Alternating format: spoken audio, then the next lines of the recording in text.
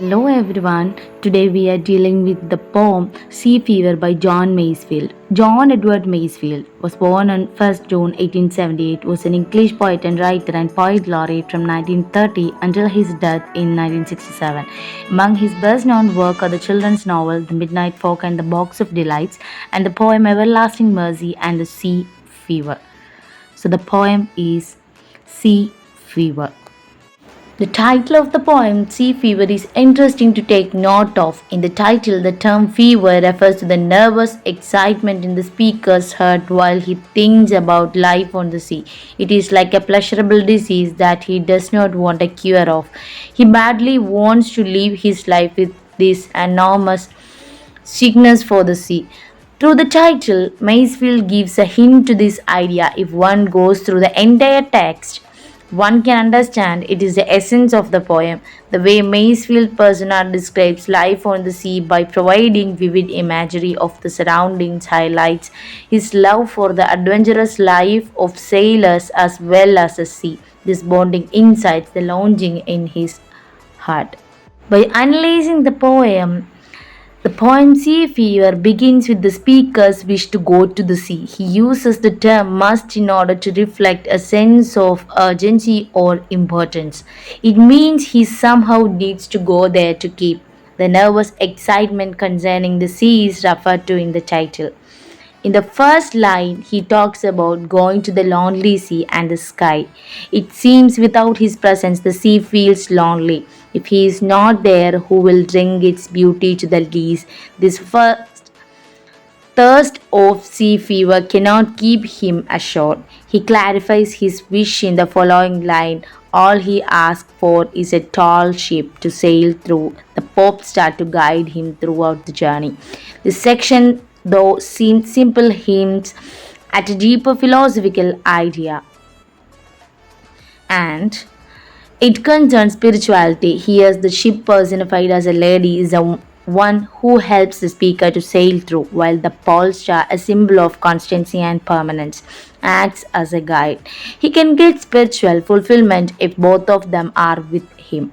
The next line, Masefield personifies the inanimate objects wheel, wind, and sail. He refers to the sound of the ship's wheels by the term wheels kick. Similarly, he hints at the sound of the wind by wind song. The next phrase, white sailing shaking.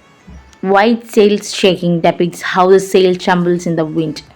The speaker describes watching the dawn from a ship at dawn. The sea appears to be a human whose face is covered with a grey mist. The poet describes the daybreak as grey dawn breaking. The dawn grey color is slightly darker than the color of platinum. When the sun is just beneath the horizon, the sky reflects this color.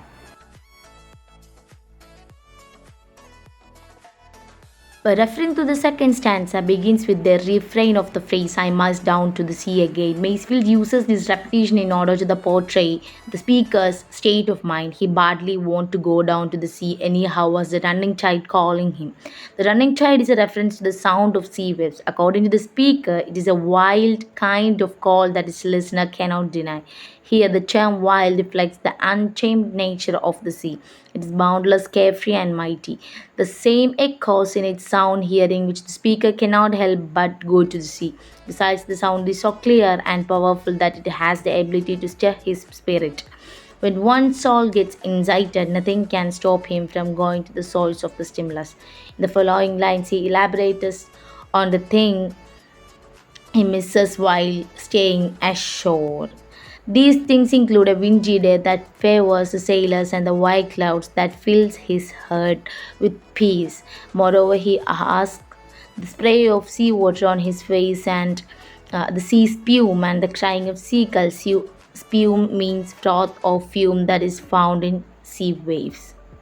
And the last stanza of Sea Fever, Masefield further describes life at sea. He refers to it as the vagrant gypsy life. So the speaker does not want a life of immobility, comfort, and contentment. He wants to break free of his cage and be like the sea. That's why he wishes to be like a vagrant or gypsy.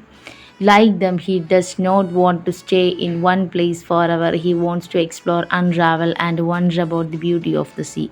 He wants to follow the path where the gulls take him with their shrill cries. The phrase "whale were refers to life at sea." In this line, Masefield used a simile in order to compare the sea wind to a wetted knife at the sea.